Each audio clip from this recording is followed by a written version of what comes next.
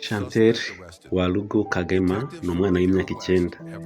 Mama we yamusize mu rugo ari kumwe na murumuna we w'imyaka 4, ajya gushakisha ubuzima.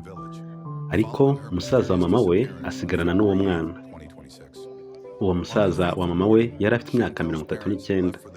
Yaje gufata uwo mwana Chantel aramusambanya, maze arangije aramwica, ajya kumushyingura muri toilette mu nzu abantu batakibamo.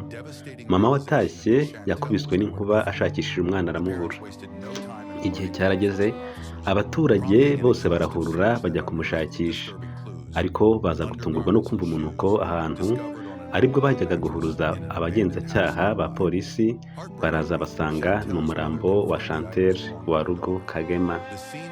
Abantu bose baraho bacitse ururondogoro baravuga, kubera ko ari ibintu byari bibabaje cyane byari bibaye.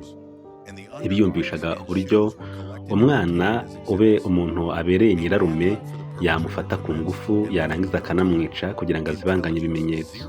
Ariko nawe ntibyamworoheye kuko yarafashwe arafungwa. Kugeza ubu aracyakorwaho iperereza. Uyu mugabo w'imyaka 39 amaze kwica uyu mwana, bambajije icyatumye abikora n'icyatumye amushyingura muri toilette, ariko kugeza n'iyi saha ntacyo aravuga. Ababyeyi rero murasabwa kugenzura abana banyu, mukamenya abo birirwana nabo, mukamenya aho mubasize kugira ngo mujye mubakurikirana buri munsi. Nk'uyu Chantel Walugu Kagema w'imyaka 9 akaba yarasambanyijwe n'uyu mugabo w'imyaka 39. Murumva ko ari amahano akomeye cyane. Satani imaze gufata intebe kuri iyi si.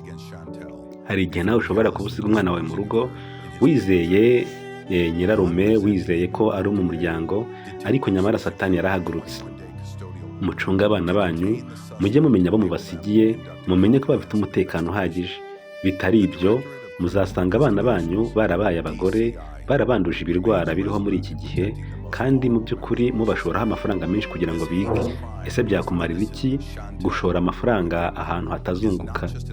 Byakumarira iki kugaburira umwana utazigera icyo kumarira kubera yandujwe ibirwara bidashoboka? Mugenzura abana banyu, maze iri somo ribabere ibi bibabera isomo.